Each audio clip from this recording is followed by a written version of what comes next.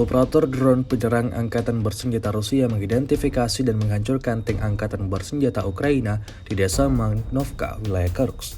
Rekamannya ramai beredar di media sosial Telegram pada 9 September 2024. Disebutkan dalam keterangan unggahan, militer Rusia beraksi melancarkan serangannya dengan mengoperasikan UAV Pacer.